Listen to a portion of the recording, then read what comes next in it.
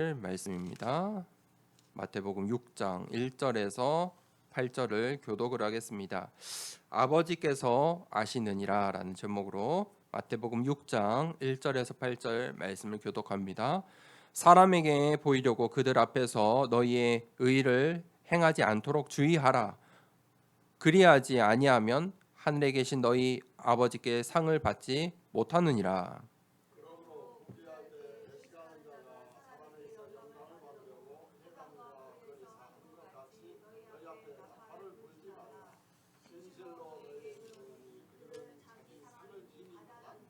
너는 구제할 때에 오른손이 하는 것을 왼손이 모르게 하여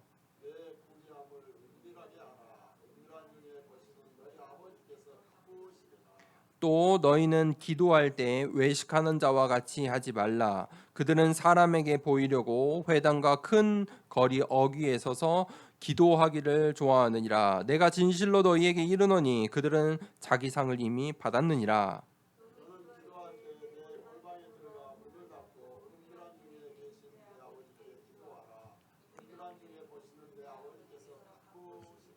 또 기도할 때에 이방인과 같이 중언부언하지 말라.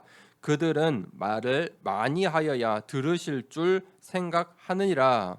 그러므로 그들을 본받지 말라. 구하기 전에 너희에게 있어야 할 것을 하나님 너희 아버지께서 아시느니라. 아멘. 아버지께서 아시느니라 라는 제목으로 말씀을 나누겠습니다. 서론에 우리가 중요한 선택 세 가지를 해야 됩니다. 선택한다는 것은 굉장히 중요하지요. 어떤 선택을 하느냐, 그거에 따라서 그 선택에 다른 결과를 가져옵니다. 그래서 우리 인생의 선택 한순간 선택을 하는 것들이 또 그 선택의 연속들이 우리의 또 과거, 현재, 미래 아니겠습니까? 계속된 이 선택의 연속입니다. 또 앞으로도 이 선택의 문제들이 많을 것입니다. 그럼 우리가 어떻게 선택을 해야 되느냐? 첫 번째는 운명을 바꾸는 선택입니다. 운명을 바꾸는 선택이 있습니다. 성경은 이 이스라엘 민족을 중심으로 기록되어 있죠. 특히 보면 이 구약 시대에 보면 이 이스라엘의 이 역사가 다 담겨져 있습니다. 이스라엘의 역사가 이 하나님의 말씀이 아니고 하나님 말씀 가운데 이 이스라엘이 어떻게 이 말씀 하나님의 말씀과 이스라엘이 이스라엘이 어떤 선택을 하고 어떤 결과가 나오느냐 그런 것들을 잘 보아야 합니다. 이 이스라엘이 성경은 400년 동안 노예 생활한 모습을 분명히 기록합니다. 400년 동안 노예 생활했습니다.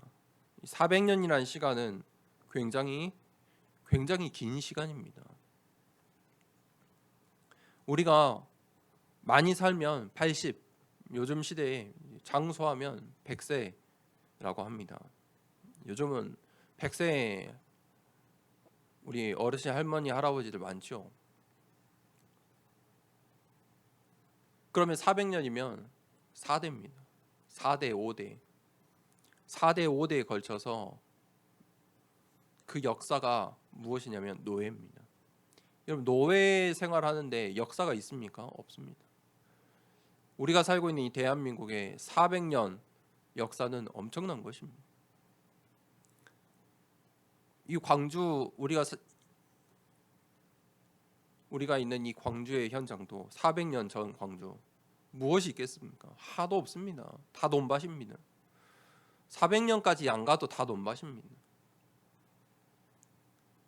제가 초등학교 때 제가 이런 말씀 드린 적 있는 것 같은데 초등학교 때 광주에 BMW가 차가 3대 있었어요. 3대. BMW 차가 3대 있었어요. 초등학교 때.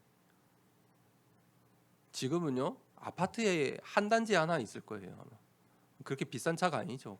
국산차도 큰 차이가 없어요.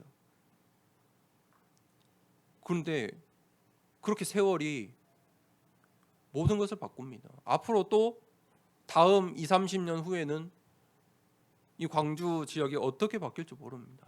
근데 아직도 할머니, 할아버지들은 또 우리 많은 분들이 광주 성정동 하면은 아직도 그 성정리라 하시고 리 아닙니다.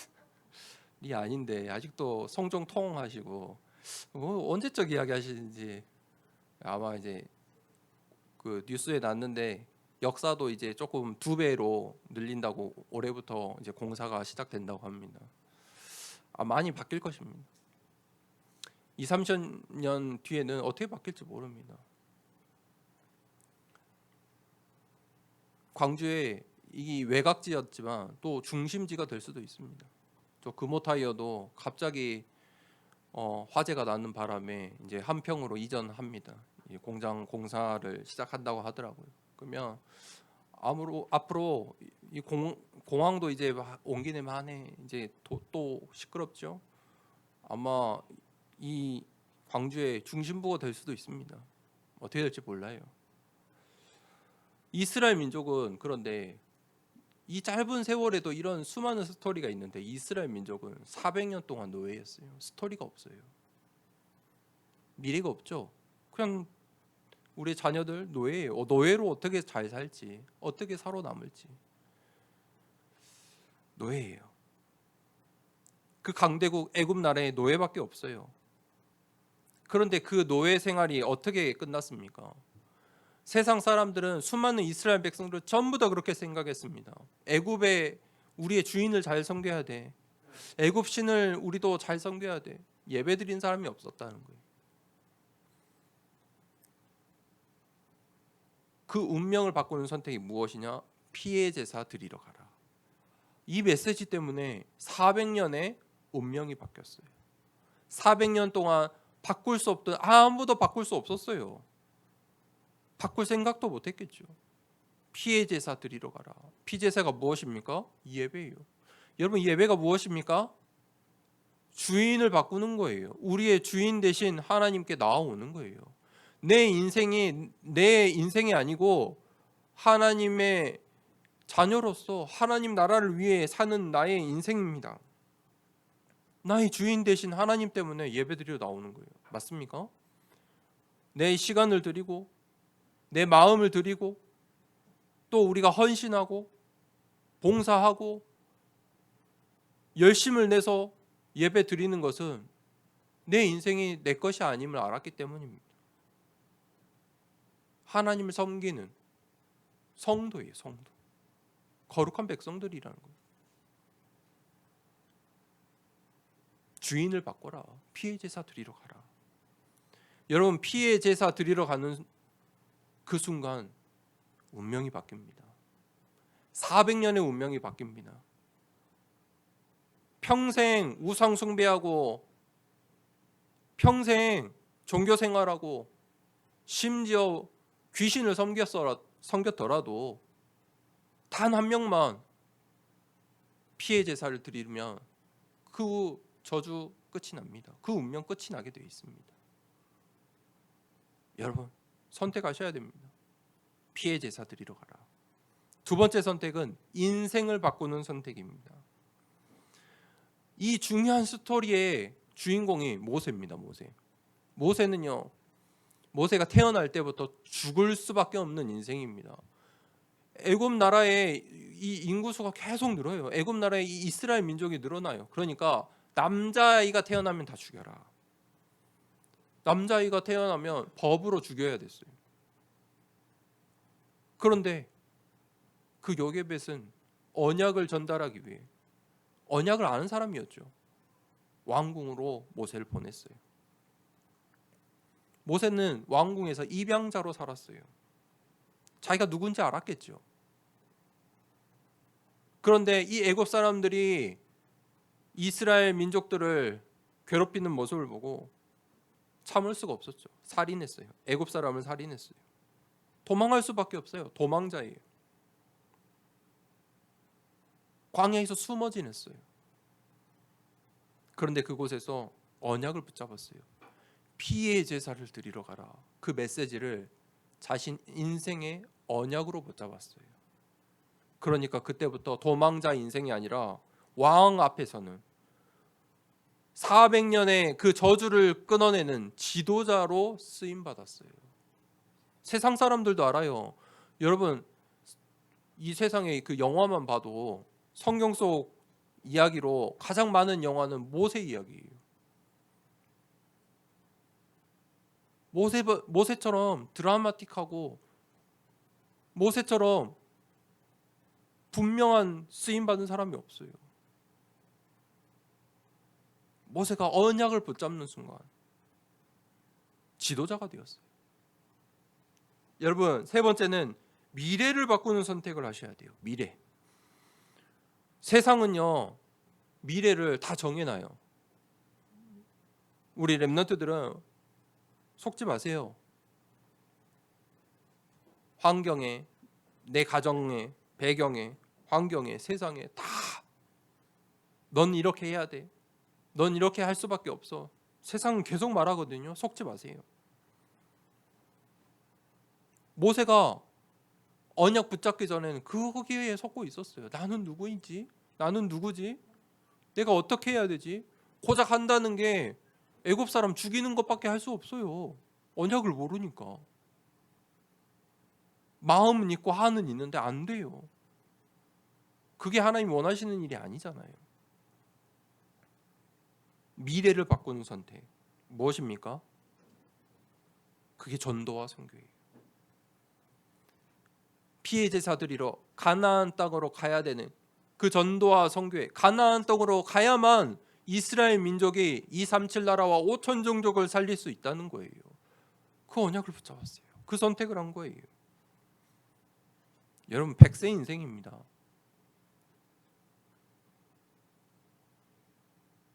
요즘 이 집에 계시는 어르신들 엄청 많아요. 여러분, 70세 이후에 이 퇴직하시고 60세, 70세 이후의 어르신들 언제 죽을지 몰라요. 20년, 30년 더 사신다니까요. 야, 빨리 죽는다는 말이 아니에요. 언제 죽을지 몰라요. 20년, 30년 더 사세요. 0세부터 30살까지 인생 생각한 거랑 똑같다니까요. 끙해하고 태어나서 30살 결혼 준비하는 그 모든 여정, 그 세월만큼 더 사셔야 돼요. 한 가정을 이룰 만큼. 보통 시간이 아니에요. 그래서 요즘 유튜브 같은 거 봐도 시니어 사업 계속 발전하고 있어요. 우리 동네에도, 우리 지금 저기도 이제 어르신 복지관이 생겼어요. 아니, 다른 건 다 줄이고 없애는데 노인 복지는 생겨난다니까요. 이거 보세요. 어린 아이들 복지는 다 줄어들어요. 허가를 안 내줘요. 옛날에 뭐 도서관이니 아이들 가르치는 센터니 다 허가를 안 내줘요. 기존 것만 잘 유지해라 이래요. 법 정책이. 그런데 노인 복지는 늘어나요. 할 일이 많아요. 집에 계시는 분들 너무 많아요. 뭐 하겠어요?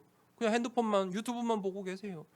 20, 30대보다 20, 30대는 그래도 사회생활이라도 하지, 어르신들은 할 게 없어 계속 유튜브만 보고 있다니까요. 진짜입니다. 그러니까 더 고집만 세시고 자기 것만 보니까 남의 이야기를 안 들으니까. 여러분, 현장을 보셔야 돼요. 미래를 바꾸셔야 돼요. 모세가 언약 붙잡는 게 80세예요. 늦게 붙잡았어요. 그런데도 그때부터 쓰임 받았어요. 400년의 저주를 끊을 만큼 응답을 받았어요. 운명을 바꾸는 선택, 인생을 바꾸는 선택, 미래를 바꾸는 선택을 하는 한 주 되길 축복합니다. 본론입니다. 오늘 본문 말씀에 외식하는 자들에 대해서 나옵니다. 자, 이 마태복음 말씀 잘 우리가 배경을 이해하고, 이 예수님의 메시지들입니다. 전부 다 빨간색으로 기록됐습니다. 예수님의 메시지 잘 보아야 됩니다. 외식하는 자 같이 하지 말라. 오늘 오늘 본문 말씀의 주제는 그거예요. 외식하는 자 같이 하지 말라. 외식하다라는 말이 무엇입니까? 외식하다는 것은 가면을 쓰고 연기를 한다. 이 외식이라는 말의 뜻이 그거예요. 가면을 쓰고 연극을 하는 거예요. 연기한다는 거예요. 연기하는 인생이라는 거예요. 속과 겉이 다르다는 거예요. 보여주는 인생이라는 거예요. 외식하는 자 같이 하지 말라. 외식하는 자, 이들은 세상을 위해, 다른 사람을 위해, 또 나를 위해 사는 거예요. 사람 때문에 보여지는 것, 그것으로 신앙생활 하지 말라. 그런데 오늘 말씀을 묵상하면서 저는 그걸 봤어요. 우리 교회 또한 세상에 보여지는 것에 외식하고 있구나. 교회가 세상이 눈치 보는 시대예요. 교회가 사람들이 어떻게 평가할까 보여지는 것 중요시하는 시대예요. 이 말씀을 묵상하는데 하나님께서 왜 우리의 가정과 가문에 이 다락방 이 전도운동을 만나게 하시고, 또 어찌됐든 이 속에서 나는 안 한다고 했는데 계속 하나님께서 이 목회하게 하시고, 그렇게 안 한다고 했는데 결혼할 때 서로 이야기한 게 개척 안 하겠다 이렇게 이야기했었거든요. 이게 이해가 갑니다. 그래서 이미 개척을 해본 집안이기 때문에 개척 안 하는 걸로 합의를 하고 결혼을 했는데 개척을 했습니다. 이해할 수가 없죠. 이해가 잘 안 됐어요. 그런데 이제 알 것 같아요. 성령의 인도예요. 우리가 사람들의 이 보는 눈, 세상이 원하는 것 따라가면 지금 제가 이 자리에 설 수 없죠. 세상 사람들이 볼 때는 이 참 맞지 않는 길일 수 있어요. 그런데 제가 이 복음의 눈으로 계속해서 기도하면서 말씀 속에서 현장을 보고 시대를 보고 이 본문 말씀들을 보는데, 교회가 외식하고 있구나. 교회가 사람들의 만족을 향해 가고 있구나. 사람들이 다수가 말하니까 그렇게 교회들이 방향을 틀어서 가는구나. 사람에게 보이려고 하지 말라. 중요한 말씀입니다. 예수님이 하신 말씀이. 오늘 크게 두 가지인데, 구제하는 것. 이 구제함이라는 것은 남을 돕는 것이기도 하지만 헌금을 말하기도 해요. 구제. 그래서 구제 헌금이라고도 말하는데, 구제함이라는 것은 헌금. 또 두 번째는 기도. 이것을 사람 앞에서 하지 말라는 거예요. 그럼 이 외식하는 자들은 누굽니까? 바리새인들이. 오늘 이 메시지를 잘 보세요. 바리새인들은 어떻게 했습니까? 자신들의 전통과 법대로 구제하고 있었고, 자신들의 법대로 기도하고 있었어요. 그거를 예수님께서 오늘 말씀하셨어요. 그렇게 하지 말라는 거예요. 바리새인들은 무엇입니까? 결론은 열심이에요. 열심으로 사는 인생 되면 안 됩니다. 여러분, 열심으로 신앙생활하는 거 아닙니다. 한국 교회가 열심히 했더니 더 성도 수가 줄고 있어요. 열심으로 하는 거 아니에요. 인생 열심으로 사는 것 아닙니다. 열심으로 구제하고 열심으로 기도하지 말라고 예수님이 말씀하세요. 그것은 종교 생활이에요. 내 열심, 사람들에게 보여지는 것, 그거 하지 말라. 종교는 다 그렇습니다. 모든 종교는 사람에게 눈에 보기 좋은 것 하고 있어요. 그래서 사람들의 눈에 보이도록 구제하고 큰 소리를 내서 사람들이 많은 곳에 서서 기도를 합니다. 그거 하지 말라는 거예요. 그런데 요즘 뭐예요? 인터넷에 나 기도합니다, 나 찬양합니다, 다 그렇게 큰 어귀에 서서 하고 있어요.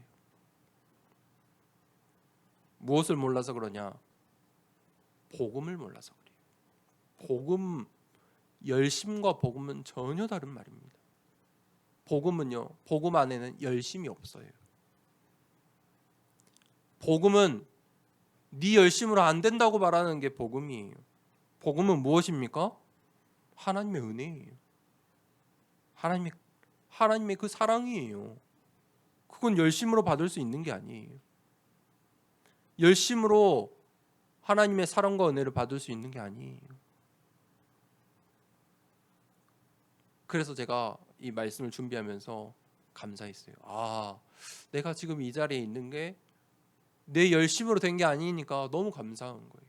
하나님의 은혜와 사랑이구나. 그 복음 가운데, 이 복음의 흐름 가운데 있는 우리 모든 성도들 되길 축복합니다. 왜 그러냐면, 왜 복음을 선택하고 왜 외식하지 말라 하시냐면 이미 받았다는 거예요. 두 번째 되지. 이미 받았다.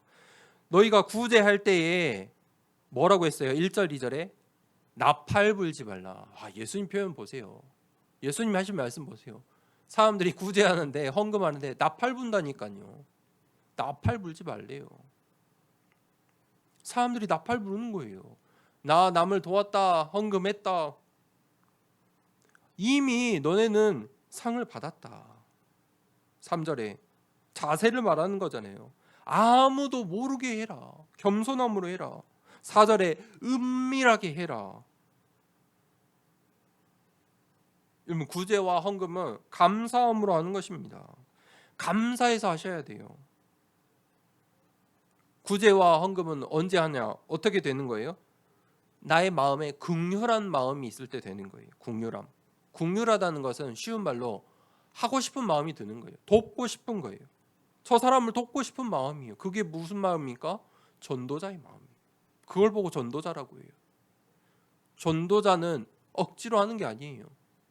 내가 너무 저 사람한테 저 사람을 돕고 싶으니까 무언가를 주고 칭찬도 해주고 돕기도 하고 위로도 해주고 또 복음도 전하고 예배 드릴 수도 있도록 내가 하는 거예요. 그게 전도자의 마음이에요. 그런데 긍휼함 없이 구제와 헌금을 하지 말라는 거예요. 긍휼히 여긴다. 중요한 거죠. 전도자의 마음이. 긍휼함이 언제 생깁니까? 육신적으로 보면, 육신의 눈으로 보면 무엇이냐면 나보다 너무 못 사는 사람, 뭔가 내가 안 도와주면 안 될 것 같은 사람, 그게 육신적인 이유거든요. 근데 그 육신적인 이유가 아니라 영적인 이유에 영적으로 긍휼함이에요. 저 사람이 복음만 알면 될 텐데, 나보다 잘 살, 여러분 그 돕는데 구제하는데 나보다 잘 사는 사람을 구제합니까? 나보다 훨씬 잘 살고 있는데, 내 눈에 볼 때 나보다 떵떵거리며 사는데 밥 한 끼 하세요, 식사 한 끼 하세요 이렇게 합니까? 아니잖아요. 그건 전도자의 이 기준이 아니에요. 우리는 영적인 긍휼함, 영적인 눈으로 보는 거예요. 저 사람이 저렇게 살아도 바벨탑 인생이구나. 복음만 알면 좋을 텐데. 육신의 그 환경을 보는 게 아니에요. 영적인 거 보는 거예요. 저렇게 우상 숭배하면 망할 텐데. 저 집안에 저 자녀들에게 온 저 문제의 이유가 있는데, 영적인 한을 가지고 현장을 보는 거예요. 그런 마음으로 구제하라. 또 두 번째, 기도할 때 5절에 보니까 기도가 다 같은 기도가 아니에요. 예수님이 하신 말씀이거든요. 5절에 뭐라고 있어요? 외식하는 기도를 하지 말래요. 이런 기도는 하지 말라는 거예요. 사람에게 보여주는 기도 하지 말라. 이미 자기 상을 받았는데 왜 사람들 앞에 보여주려고 또 저렇게 하느냐. 그래서 예수님의 기도는 6절에 골방에서 기도해라.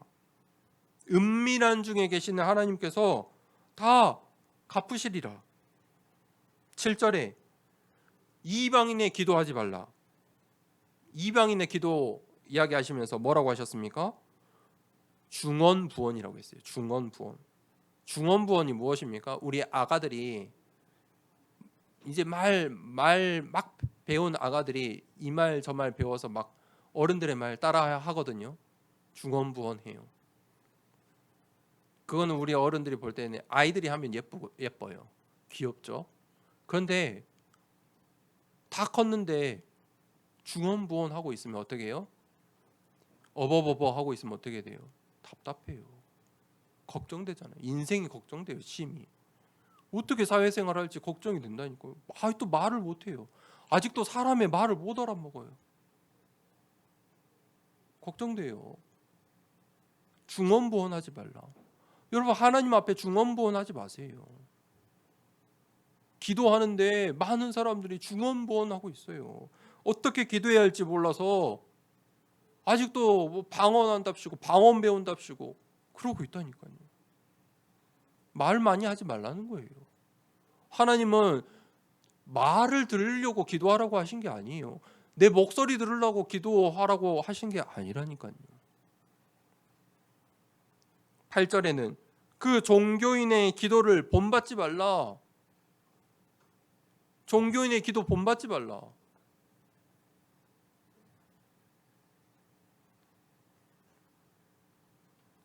그래서 세 번째 이제 이유가 있어요. 4절에 보니까 구제와 헌금은 사실 사람, 이 세상 앞에 하는 거잖아요. 내가 죽으면 못 하는 거예요. 구제와 헌금은 이 땅에 내가 살고 있을 때 능력이 있어야 할 수 있는 거예요. 그런데 그것을 사람에게서 받으려고 하지 말라는 거예요. 사람에게서 보상받으려고 하지 마라. 뭐라고 했어요? 4절에 하나님이 갚으신다. 아버지께서 갚으시리라. 그래서 헌금을 빛의 경제라고 하는 거예요. 헌금이 무엇입니까? 헌금은 11조예요. 정확하게 말하면 헌금은 11조예요. 11조가 무엇이죠? 내 수입의 10분의 1을, 이 10분의 1은 하나님의 것입니다. 내가 이 100을 벌 수 있게 하신 것은 하나님의 은혜입니다. 10분의 1을 하나님께 드립니다. 감사함으로 10분의 1을 드리는 걸 보고 11조라고 해요. 그래서 이 성경에 11조가 곧 구제 헌금이었어요. 이 11조를 구제하는 일에 써라. 예수님이 말씀하시거든요. 그러니까 이 구제, 헌금, 11조 다 같은 말인 거예요.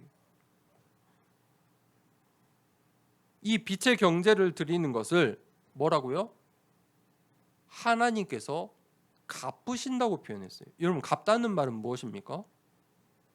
되돌려주는 거 아닙니까? 여러분, 되돌려주는데 그냥 되돌려주는 사람이 있습니까?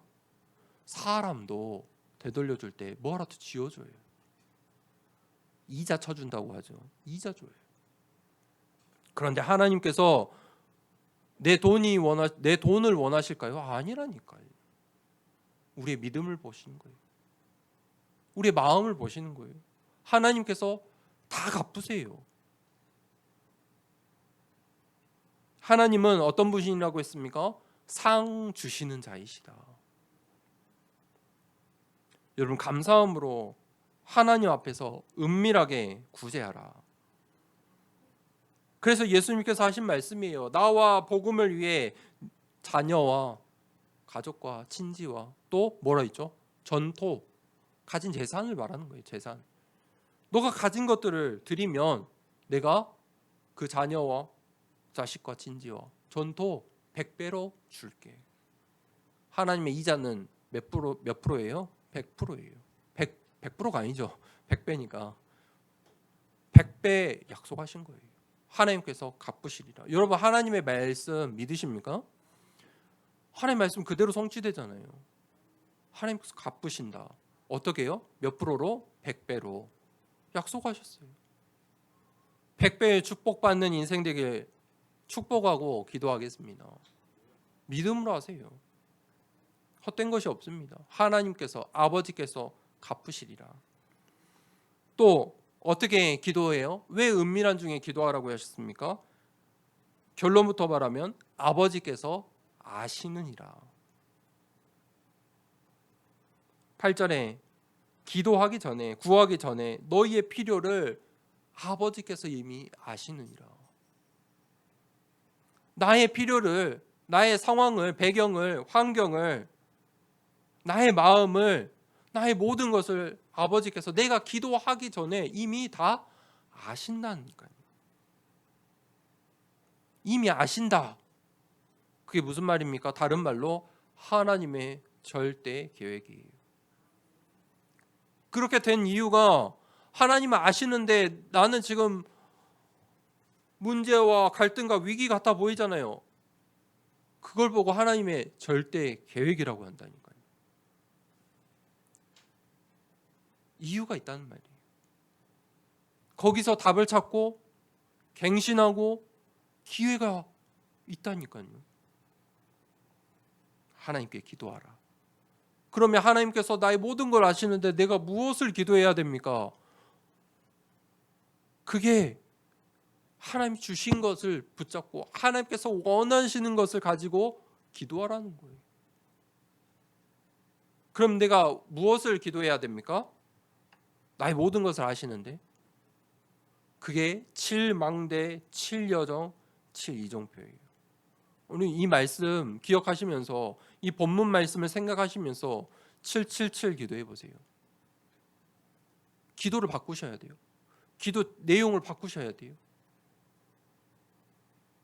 모든 것을 아시는 하나님께 무엇을 기도해야 되냐?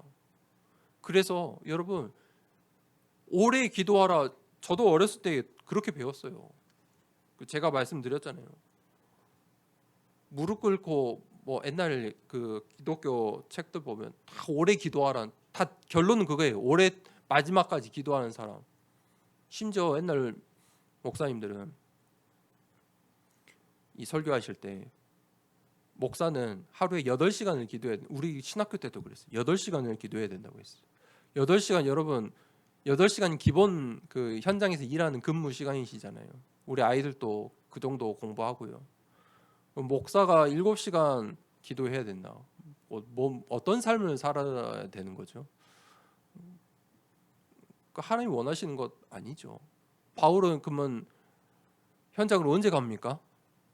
그들을 이 제자들을 언제 만났어요?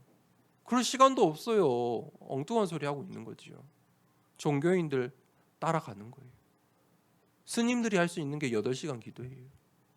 그냥 절에서 스님들이 종교인들이 기도하고 있는 거예요. 무속인들이 하는 게 8시간 기도예요. 맞지 않습니까? 저 천주교처럼 같이 공동체 생활해야 8시간 기도할 수 있는 거예요. 아무 신경 안 쓰고 수도원에 모여서 살아야 8시간 기도할 수 있어요. 그런데 그건 복음이 아니에요. 오늘 예수님께서 종교인의 기도하지 말라. 그들을 부러워하지 말라. 그들을 따라하지 말라. 그들을 본받지 말라 말씀하셨잖아요. 그래서 여러분 오랜 시간 기도하는 그 시간이 중요하지 않아요. 그 세상의 논리예요. 수량이 중요하지 않아요. 수량적인 그 사고 방식을 버려야 돼요. 인문학적인 사고거든 그게. 그걸 적용하시면 안 돼요. 차라리 말씀을 많이 들으시는 게 좋아요. 내가 헛생각, 잡생각, 또 몸이 아플 때 중요한 결정을 해야 할 때 메시지를 들으세요. 들으면서 기도하세요. 그러면 하나님께서 보여주세요. 알게 하세요. 그게 결론입니다. 그 속에 오직이 나와야 돼요. 그게 제한된 집중이에요. 여러분 제한된 집중 어떻게 할 수 있습니까? 그게 예배예요. 그게 주일 예배예요. 그걸 보고 강단 말씀이라고 해요. 이제부터 우리 교회가 해야 되는 거는 이거예요. 강단 말씀. 우리 모든 성도님들이 우리 랩런트들이 말씀을 잘 이 소화할 수 있도록 메시지를 적고 메시지를 가지고 포럼하고 제한된 집중, 그게 제한된 집중이에요. 말씀 메시지 포럼하는 게 제한된 집중이에요. 내가 이 말씀을 적고 기록하고 요약하고 그게 제한된 집중이에요. 그러면 내가 가진 그 문제에 답이 나와요. 어디서요? 말씀에서 나와요.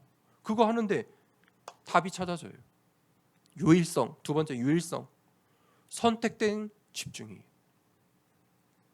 우리에게는 여전히 현장에 가면 갈등이 있잖아요. 그때보다 기억할 게 시간표라는 거예요. 시간표. 갱신한 시간표. 속지 말라는, 속지 말라. 세상에 보이는 거 그거 속지 말라는 거예요. 세상 사람들처럼 하지 말라는 거예요. 오늘 메시지 보세요. 외식하는 자처럼 바리새인들처럼 하려고 하지 말라는 거예요. 예수님이 오셨는데요. 이해되십니까? 율법의 시대는 끝이 났다니까요. 예수님이 오셨잖아요. 더 이상 그렇게 하지 말라. 그들을 본받지 말라. 하나님께서 다 갚으실 거다. 하나님께서 다 아신다. 방향을 전환해야 되는 거예요. 시간표예요. 세 번째 되지.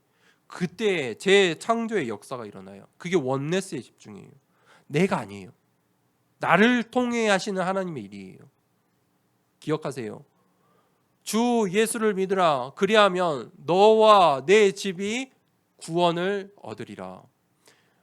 내가 구원을 받았다는 것은 나를 통해 하실 하나님의 일이 있다니까요. 나로 끝나지 않아요. 빛은 계속 비춰지게 돼 있어요. 나를 통해 하실 하나님, 이 더사랑교회를 통해서 하실 하나님의 일, 원네스의 집중, 모든 것을 살리게 돼 있어요. 위기의 순간일 수 있죠. 시간표가. 근데 그 속에 기회가 있어요. 그게 위기가 아니에요. 그 뒤에 더 큰 하나님의 시간표가 있어요. 그 전도와 선교, 전도와 선교를 향한 방향, 전환점, 거기에 재창조의 역사가 있어요. 저번 주 말씀에 하나님께서 바울이 아시아에 전도 선교하려고 하는데 문을 막았다니까요. 성령이 문을 막았다. 여러분 인생에 위기가 오면 기도하셔야 돼요.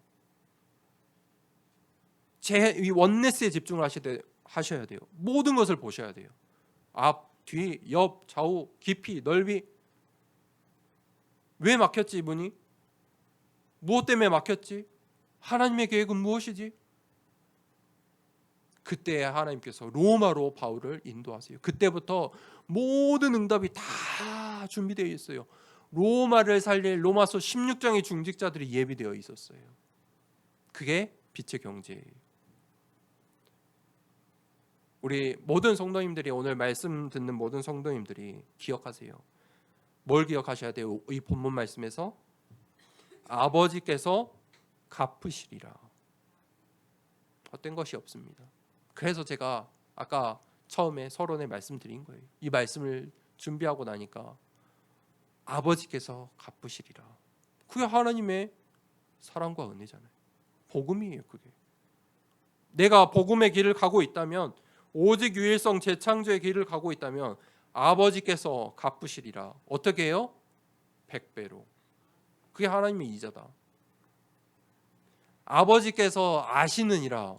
중언부언하지 말라는 거예요. 내가 어디에 있든지 누구를 만나든지 무슨 일을 하든지 우리의 기도는 그래서 24예요. 8시간 기도 같은 수준 낮은 종교인의 기도하지 말라는 거예요. 24. 모든 생각을, 모든 보는 것을, 이번 주만 지나면 이제 추석 이번 연휴가 길죠. 모든 쉬시면서도 만나는 사람마다 그냥 보지 마시고 복음의 눈으로 모든 것을 살리는 참된 전도자의 여정 가길 축복합니다. 아버지께서 아시느니라. 우리 아버지께서 다 아십니다. 그러면 나는 뭐 하면 되냐? 아버지가 원하시는 거 그거 기도하시면 됩니다. 그래서 강단 말씀 붙잡고 한 주간 동안에 정말 가정과 가문을 살리는 시작 하시길 축복합니다. 우리 말씀 붙잡고 기도하겠습니다. 하나님, 운명을 바꾸는, 인생을 바꾸는, 미래를 바꾸는 선택 하게 하옵소서. 하나님 오직 유일성 재창조 속에 하나님의 영원한 작품 되길 원합니다. 하나님 아버지께서 갚으시고 아실 줄 믿습니다. 오늘 이 말씀 붙잡고 함께 기도하도록 하겠습니다. 하나님 아버지 감사합니다.